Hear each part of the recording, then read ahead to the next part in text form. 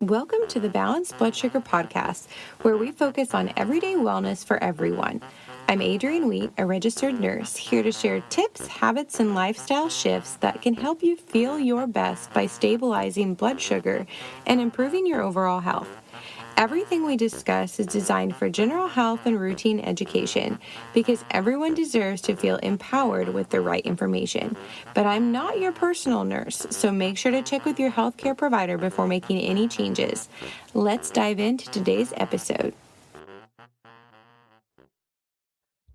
Welcome back to the Balanced Blood Sugar Podcast. If you've ever felt like you've caught every cold going around, you felt moody or anxious or just off for no reason, or you've struggled with brain fog, cravings, or afternoon energy crashes, then your gut might be the missing piece of the puzzle.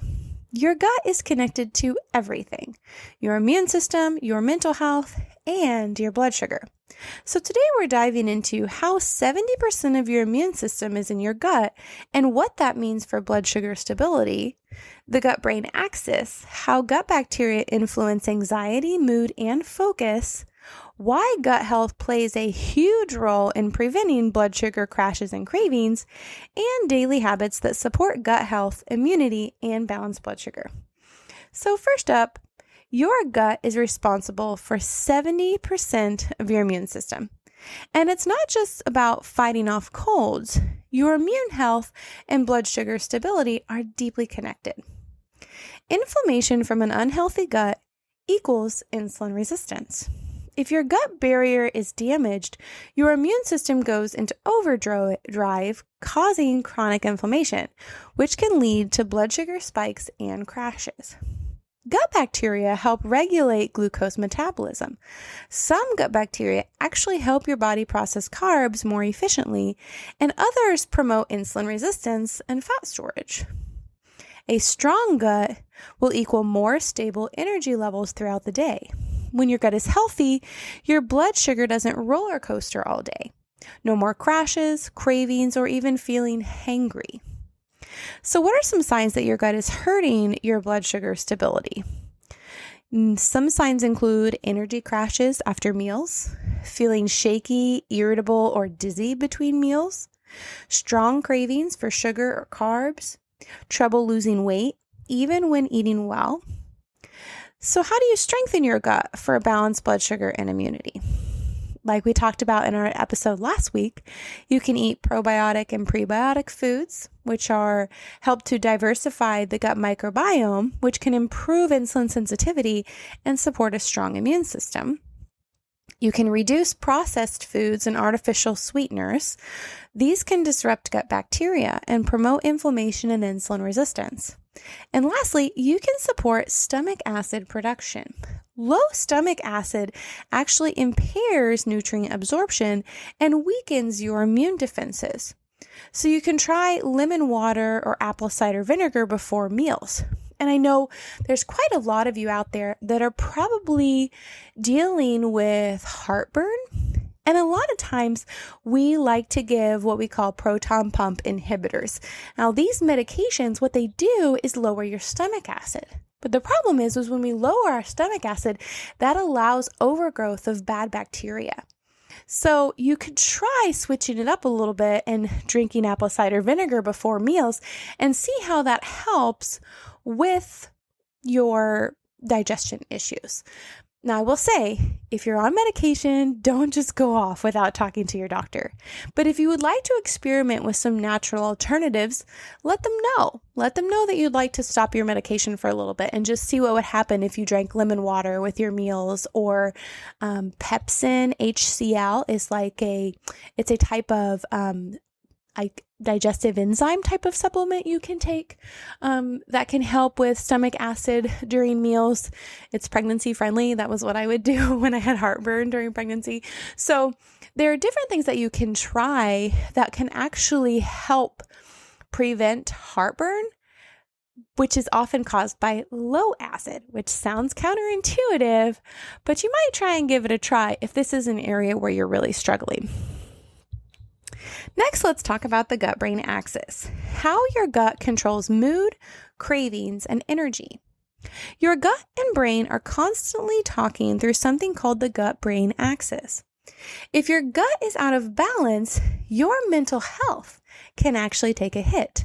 And in some cases, it can be severe, enough to put you on antipsychotics or antidepressant medication. Your gut produces over 90% of serotonin, which is your happy hormone. If your gut is inflamed, your serotonin levels drop, leading to anxiety, depression, mood swings, and low motivation. Also, your gut bacteria make neurotransmitters. They produce dopamine, which is motivation and pleasure. They produce GABA, which is calm and relaxation. And they produce acetylcholine, which is focus and memory. Also, blood sugar swings can disrupt your gut bacteria and mood. If your blood sugar is crashing, it triggers stress hormones that further damage gut bacteria and increase anxiety and cravings for sugar. Let's talk about another food that can actually cause issues for a lot of people. We're going to talk about gluten and mental health. For some people, gluten isn't just a digestive issue. It's a neurological trigger. Studies out of Europe have found that gluten sensitivity can actually cause schizophrenia, severe fatigue, anxiety, and depression in people who are genetically predisposed. So, gluten can trigger neuroinflammation. This means that it can create brain fog, fatigue, and mood swings, even if you don't have celiac disease or a wheat allergy. And it also disrupts gut bacteria. Gluten has been shown to cause intestinal permeability, aka leaky gut, which allows inflammatory particles to leave the gut and go into the bloodstream. This can actually lead to brain inflammation and mental health issues over time. Long-term gluten exposure in sensitive people can worsen mental health. So if your family has had a history of anxiety, depression, or schizophrenia, gluten could actually be a silent trigger, making things worse. So what are some signs that gluten might be affecting your brain or blood sugar? Do you ever feel exhausted after eating gluten? Not just tired. You feel like you want to go take a nap. Or increased anxiety or depression that seems like it's kind of random, or brain fog or trouble focusing after meals, or if you have blood sugar crashes, shakiness, or cravings after eating wheat products.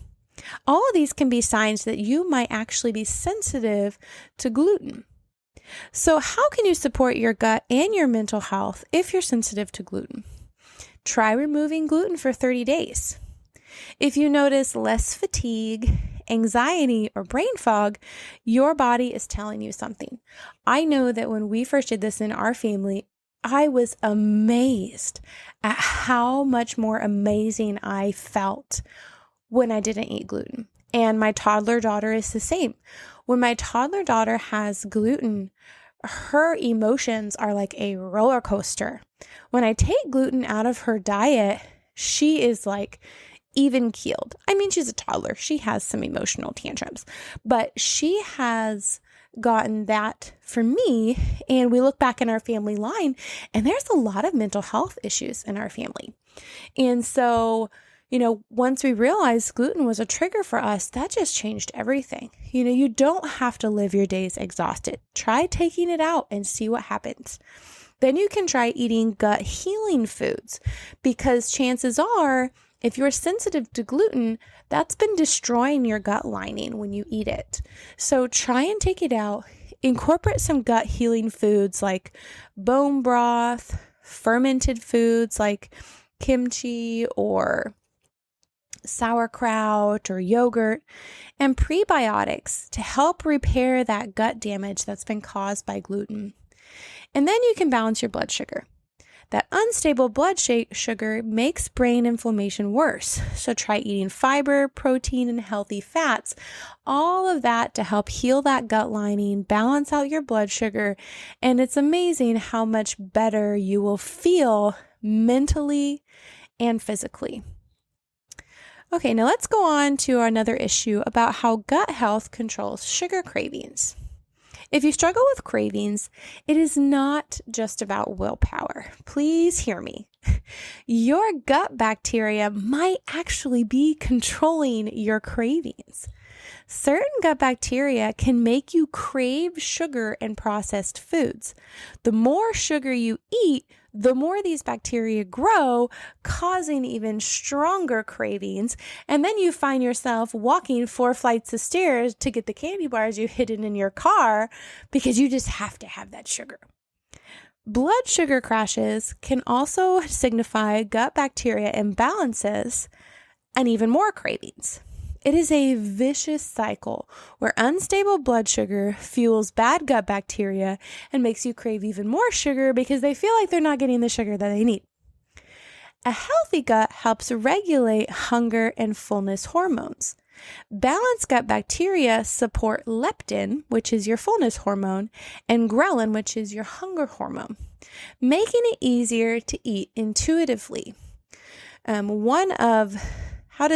Let's talk a little bit about stopping sugar cravings. So we talked about, swapping artificial sweeteners or allulose for allulose or monk fruit because these don't spike blood sugar and they are gut friendly. Allulose has actually been proven to help trigger the release of the hormone GLP-1, which helps stabilize blood sugar. You can also try eating more fermented foods and resistant starches and fiber, like we talked about in our last episode. Foods like sauerkraut, kimchi, kefir, and leafy greens feed the good gut bacteria and helps reduce sugar cravings. Even sourdough bread can be a pretty good alternative to other breads or dirty keto breads that have inflammatory seed oils or other gut-bashing ingredients. The fermentation process in sourdough helps lower the sugar content, which means less blood sugar spikes. And it also pre-metabolizes the gluten, which can help for sensitive individuals.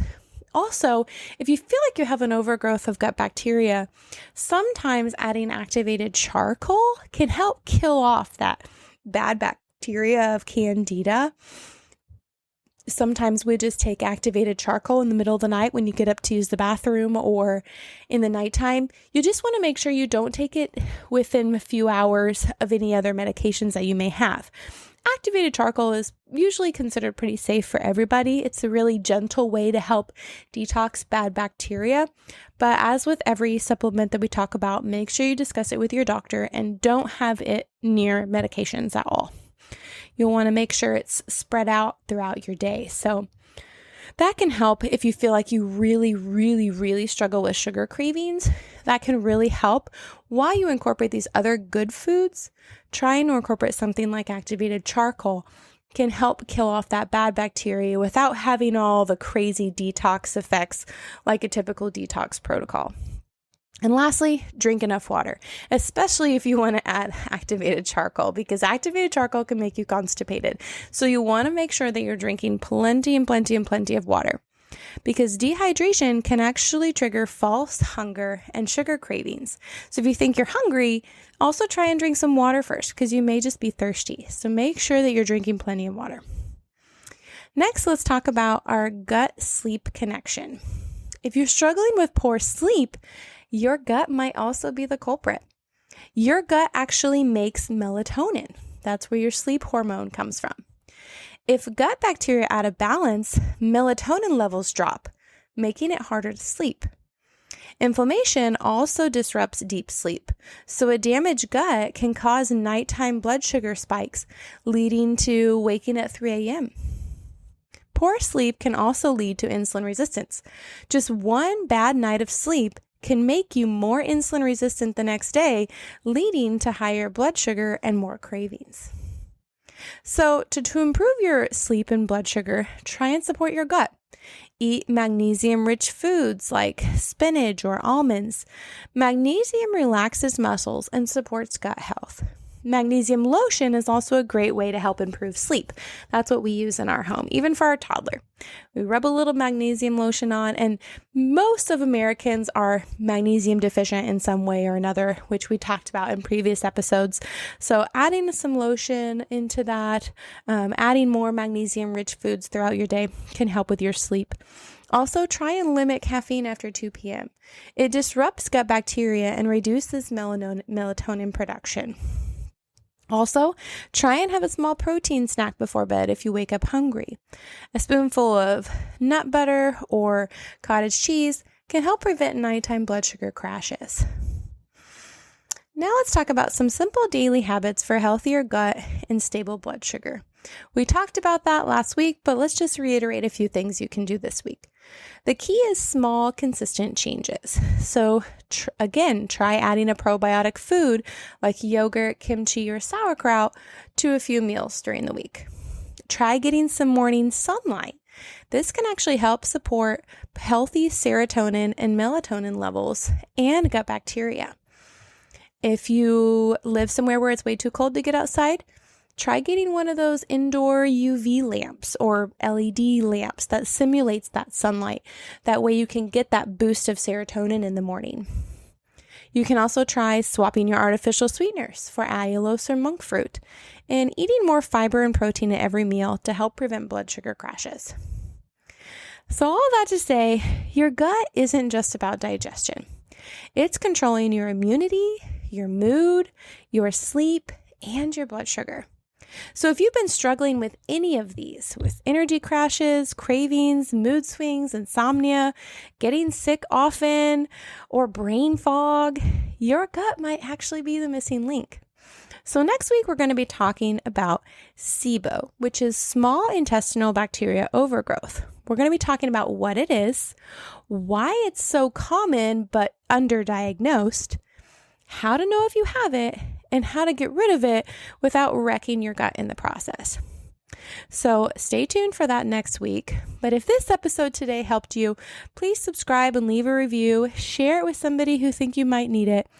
And it just helps the podcast reach more people who need this info. So until next time, feed your gut the good stuff because it'll thank you.